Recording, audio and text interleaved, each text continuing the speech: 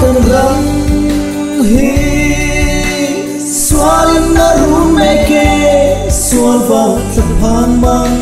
ang apung zeli kini chun le zwalung ngai trari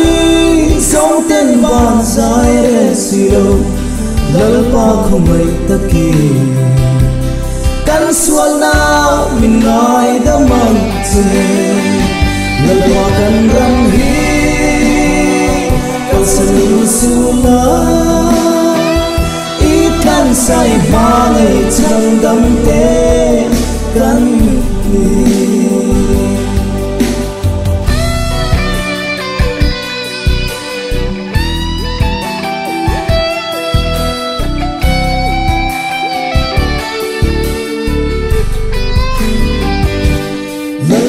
kan rang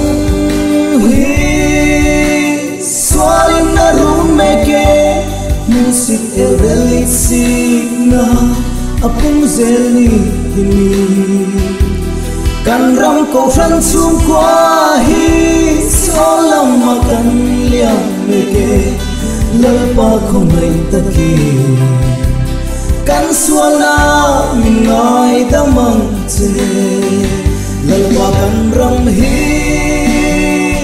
kal sanu sula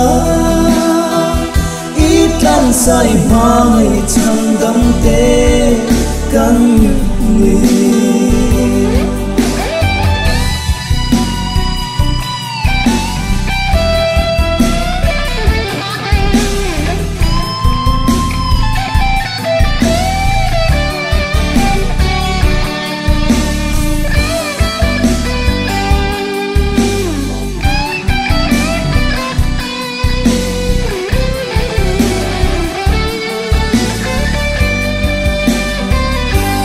lalpa kan ram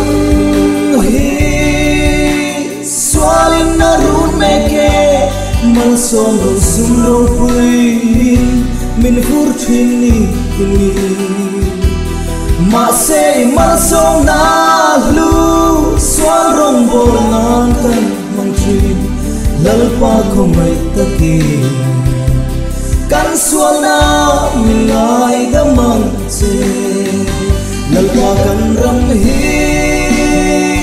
kal sanu sula